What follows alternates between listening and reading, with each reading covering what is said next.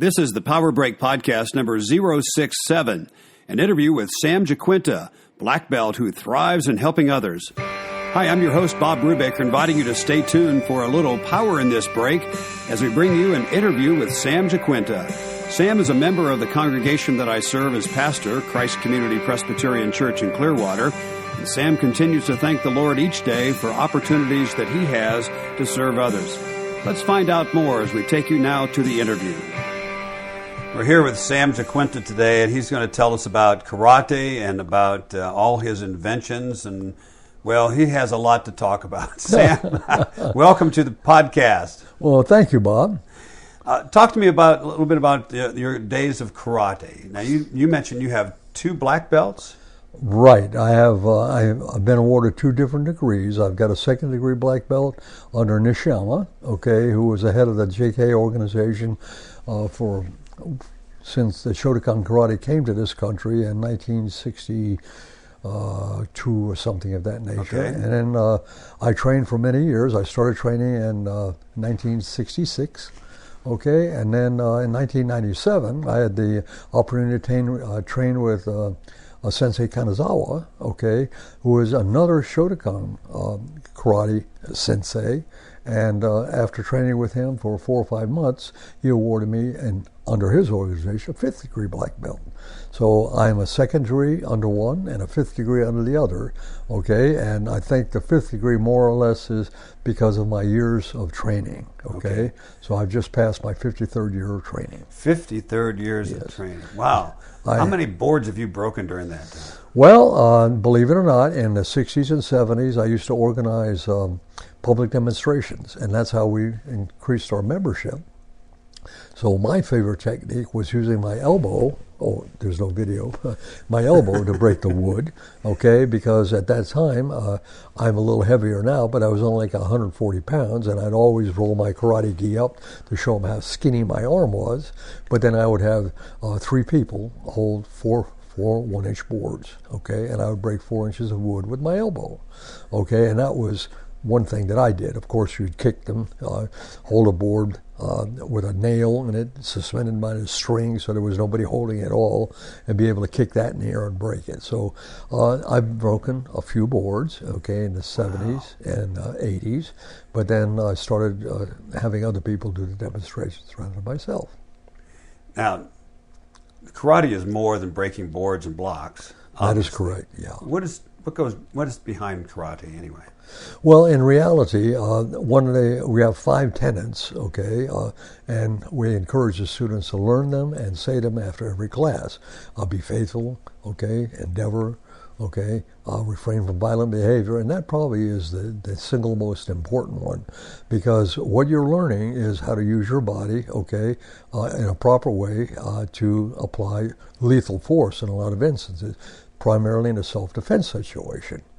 So physically it's very demanding because it's what they call a hard style as opposed to a soft style, meaning like Tai Chi is more of a soft style where there's circular, soft movements, whereas Shotokan karate is one of the more vigorous ones where everything is stressed to be what they call todemi waza, which is a finishing blow.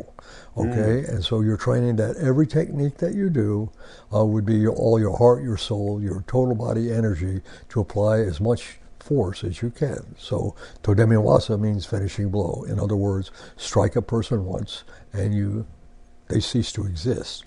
And that's one of the things we stress with students, that what could be so important to you other than protecting your life or the life of a loved one, by taking something away from somebody that they've ever had or ever will have by killing them. So you refrain from violent behavior. In most instances, anything anybody wants from you, you can replace. Parking spots, money, anything that they want, you give up rather than get involved in an altercation. So when you got into this, obviously you did not start out as a black belt. No, in fact, it's kind of amusing when people hear this, but in reality, I wanted to be a ballet dancer. I'm sorry, Sam. That's okay. I just can't picture you as a ballet. Right. Well, at that time, you had Baryshnikov. You had all these very muscular and the agility and the grace that they had and the strength that they must have to do that was phenomenal to me. And I thought, well, that would be something I'd be very interested in. But at that time, of course, the men had to wear tights. Mm-hmm. And I was very modest, and I couldn't bring myself to the point where I would wear tights. So I, in earnest, tried to find something else that would be an equivalent of being a ballet dancer. So myself and 6 other individuals that I worked with, we had all been active at one point in our lives. And right now we were living a sedentary life, smoking and drinking and carousing and things of this nature, and our physical condition was deplorable. So besides wanting to do ballet, we in earnest went off to see what else there was available.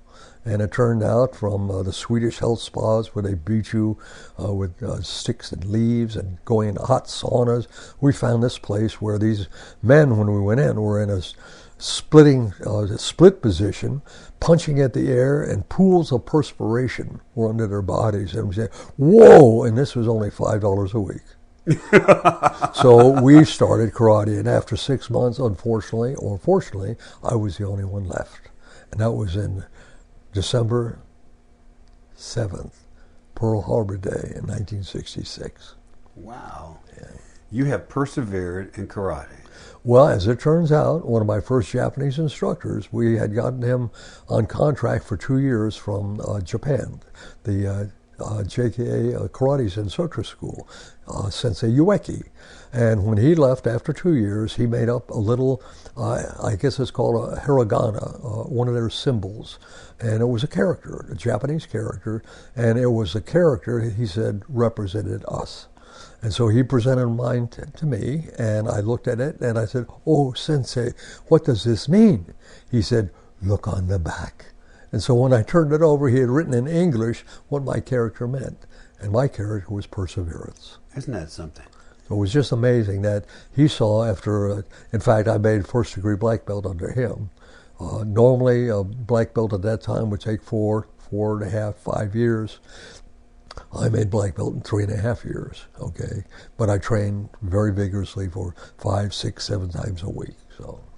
What's been the most rewarding thing? I think probably you're helping other students come along in this, isn't it? That you'd say has been the best thing about karate. And well, the best thing for me is having the opportunity to pass what I know on, because it's like so many things in life. If whatever skills you acquire, if there's something that took you time and patience to acquire, I would be ashamed to die and not have been passing some of that knowledge on. So even today, even though I'm over 77, I travel every other week to Bushnell, okay, and I teach 30 or 40 children up there, and then to the best of my ability, I still participate in 2 other classes. Wow. So, are you still used as a judge for a different time? well, when they have what they call shiais, okay, which is interdivisional clubs, like a club from Ocala may come down to visit, etc., and we'll have a shiai, which is an informal tournament. Okay. I will be a corner judge. Occasionally I'll be the chief judge, where you have typically 4 or 5 judges judging fighting matches, or what they call komite, okay? Or I'll sit on a board with 2 or 3 other black belts, and we'll judge kata, which are forms. We're going to see how well they perform their different forms. Do you still practice? I practice twice a week. Okay, and my own garage, okay, I have my own little dojo. In fact, I've taken in neighborhood children. Of course, they've grown and moved away, but I would take on 1 or 2 students, but I train twice a week.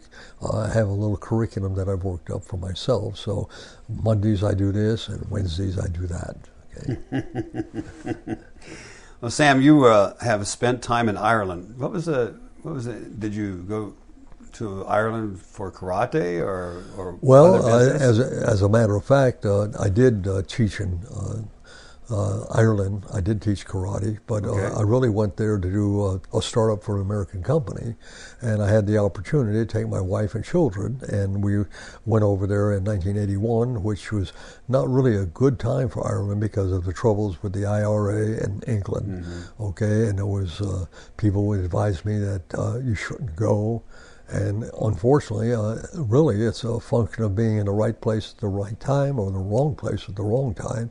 What happened in Ireland could have happened here in the States also. But I did a startup, and in the process of doing the startup, I found a club in St. Francis Hall in Cork, 18 miles away from where I lived. So I started training there, and then probably within a month, they asked me if I would teach because they thought it would be great to have an American teaching karate, okay, even though it's Ireland, okay, and it's Japanese, but I would train in a hall where I'd have like 125 students. Wow. And it would be like 60 to 70 degrees, and I would have 2 assistants, and they would space themselves so when I hollered, they could repeat what I hollered way at the end of the hall so everybody would know what I was instructing on. Oh my goodness. I had an opportunity there also to start up 2 other clubs for the man that was running this club because he would want to start up a club, let's say a Bantry, okay? And he said he would advertise that they're going to open a club there and they have an American instructor. Okay, and so I would go down there and probably teach for 2 months, okay, then he'd put one of his black belts in to teach. So it was kind of a eye-opening experience because it turns out that most of the Irish guys that showed up were still attending pubs, and some of the pubs you would have some pretty strong people, and so they were good pub fighters, okay, but now they had to learn how to do karate, okay, which was a whole different thing. They would headbutt, they would do a lot of street grappling and things of this nature. So most of the Irish fellows that I taught, okay, were proficient in some type of fighting already. Go back again to the 5 principles. Is it 5 principles? Right. Okay. How do those play out in a role of a person participating in karate? Well, endeavor, okay, which means you continue on. You can be faithful that you continue to train on a regular basis. Mm-hmm. If you make a commitment to be there twice a week on your scheduled time, you would do that. Okay, be faithful, endeavor, refrain from violent behavior, which means all the techniques that you learn which are lethal, okay, because it's quite easy to damage a person severely or kill them, okay, so refrain from violent behavior, choose other ways to solve any difficulties you have, okay. So these things we say kind of like a mantra or a chant after class. You say, Dojo-kun, and you'd have one of the students say, Dojo-kun, you say, 1, seek perfection of character. And even though there are 5, you wouldn't say 1, 2, 3, 4, 5. Each one is 1. 1, be faithful. 1, endeavor. 1, refrain from violent behavior. So it's said very forcefully so you ensure that, you're actually catching that in your mind. So you've taught both men and women, obviously. Right. In fact, in the early 70s, I did a self-defense course for women, 13-week course in Fort Lauderdale, where I used to live. And there, fortunately, had quite a few women that were interested in learning, okay, how to defend themselves. Now, there's a difference between just plain old karate, where it's physical fitness, and you are learning a lot of techniques, to what you show a woman for self-defense. You would show them not only how to use their body to defend themselves, but anything that was handy, their keys, their comb, their purse, anything they would have in their possession that they could use, that was especially important to them. Unfortunately, several of the courses that I actually taught, I would have a large turnout initially, but then I would make a statement to a lot of the women that before the course ends, I probably will have touched each and every one of you on almost every part of your body. And if you don't believe you could handle that, this course isn't for you.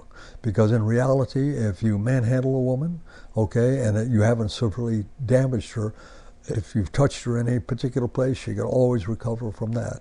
But nobody should touch a woman inappropriately. And if so, you show them how to break their fingers, break their hands, break their noses, all different types of techniques. Yeah. Has anybody ever come back to you and said, Sam, you taught me this and it paid off? No. Okay, because it turns out refrain from violent behavior. Okay, okay, and also we'd encourage them don't play on the fact and do something stupid. Park your car where there's plenty of lights. Sure. Okay, go to places that are fairly safe. Come out from your car with your keys in your hand. Okay, if you do something foolish, okay, you're only inviting to have a mishap happen. Good point. Good point. Yeah. Now, you've invented some things, haven't you? I beg your pardon? Tell me about some of the inventions in your life. You've invented... My inventions? Well, I always kept a logbook because one of my fortes, both in my private life and my professional careers, I tend to think out of the box. Okay, so one of the things that I remember most vividly is in 1960, okay, the Connie Francis song, Where the Boys Are, was very popular, and that happened to be Fort Lauderdale where my father was living. Well, I moved to Fort Lauderdale from New York, and I think it was just before Easter time. Well, my father was a screen printer, and he was, in a way, out of the box, okay? Well, he would come up with different ideas of how to make money. Well, as it turns out, because of the Easter crowds, okay, you would have a lot of people getting drunk and disorderly and being thrown in jail, okay? So he came up with the idea of screen printing T-shirts that had like prison bars on them, okay, with the April 1st date encoded like a number, like a prison number that you would get. Well, he entreated myself and my fiance at that time, my cousin's parents, Uncle Johnny and Aunt Doris, and my grandfather and his wife. And we wound up over the weekend screen printing over 4,000 T-shirts, which he sold, okay? And he made a bundle of money. Well, my fiance at that time was an excellent seamstress. So one of the ideas that I logged in was that, wow, if I got a tractor trailer, okay, and I put in that tractor trailer a line printer, okay, and a scanner of some sort, and this was before that technology was really developed, that we could sell maybe a five-piece ensemble to ladies and have them come in like this phone booth, put them in a phone booth and scan their body, which would turn that into a pattern that would come out of this line printer. Okay, so I drew all of this stuff up, okay? Of course, there were no line printers, and there was no phone booths, okay, but they were well before their time. And now, believe it or not, you have 3D printing, okay, where you can print things out and it'll make models for you. So that was one of the kinds of things, out-of-the-box kind of ideas I wrote down. Well before your time, Sam. Yeah. Well, another situation was I was a Dolphin fan. Okay, we loved the Dolphins football games, but we lived so close to Miami that they would black out, okay, the transmission.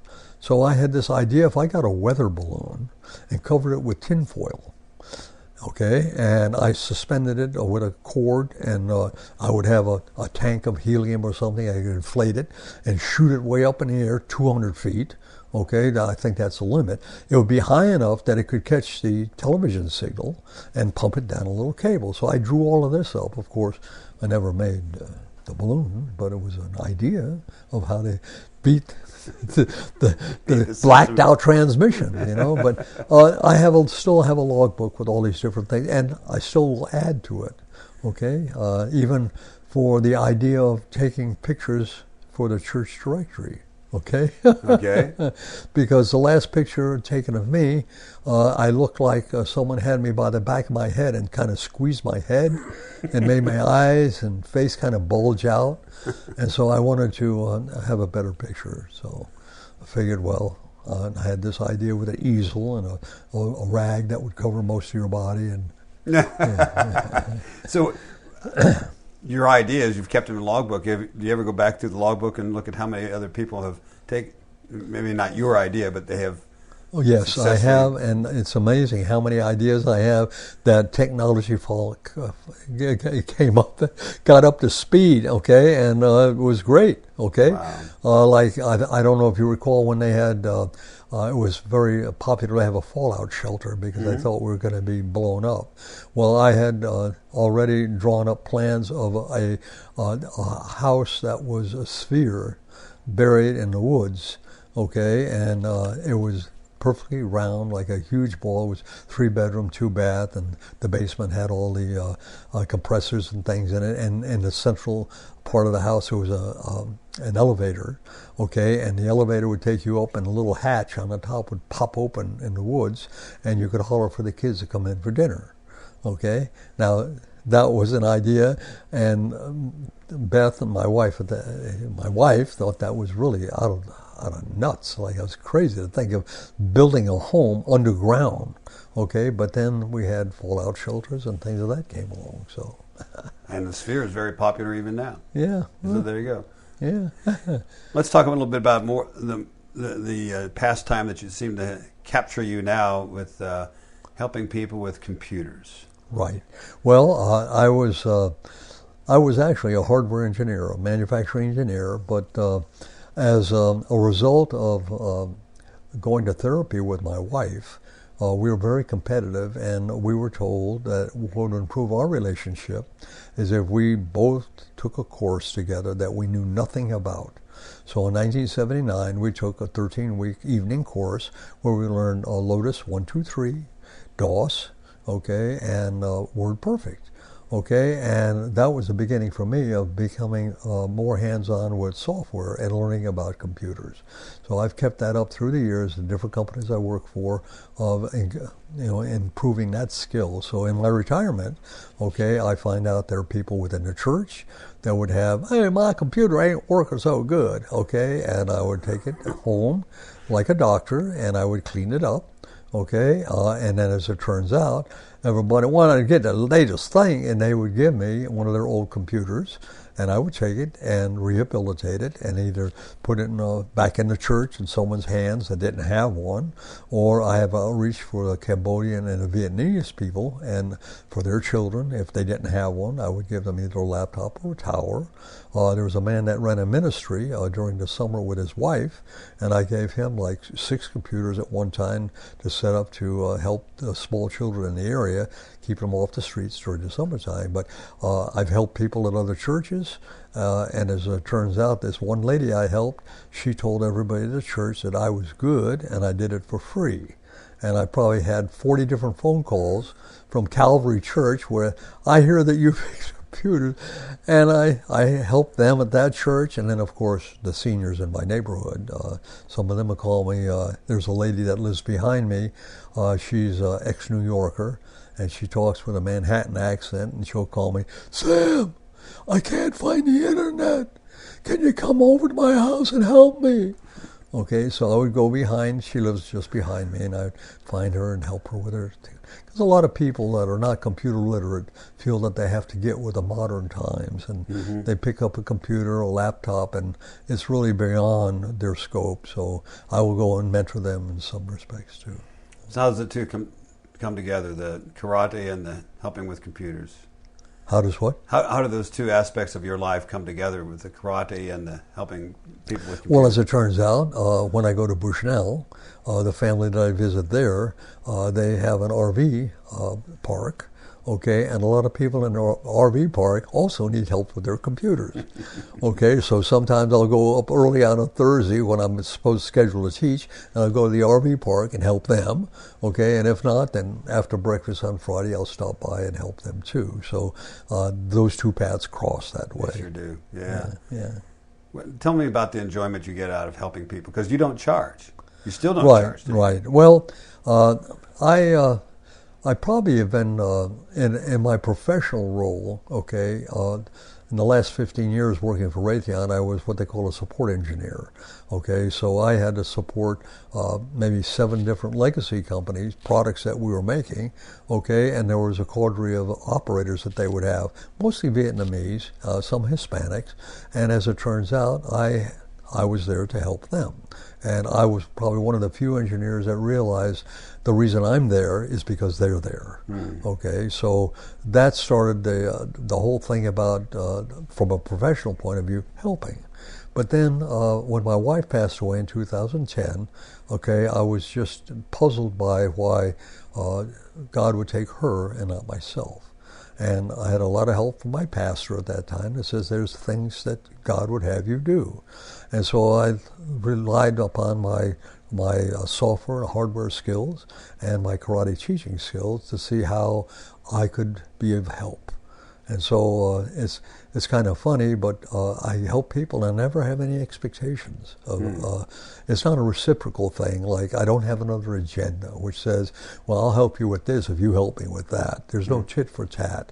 In essence, I help because God's given me the ability to help, so I help. And as it turns out, a lot of people don't like to get help for nothing, because there's the old adage, there's nothing free. There are no free lunches.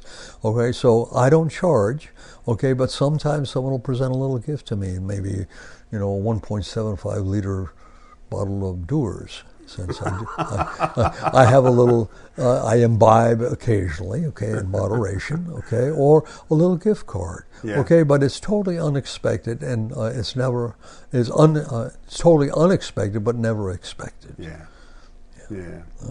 So actually, you're both karate and you're helping people with computers have opened doors for many opportunities for you to stay busy in your retirement years. That is absolutely correct, okay, because in a way, in some instances, I'm busier in retirement than I was when I was working 40, 50, 60 hours a week.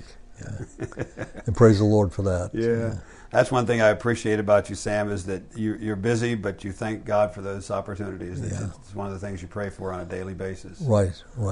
So you would say that your perseverance in life is really because you see yourself as a servant of helping others, right?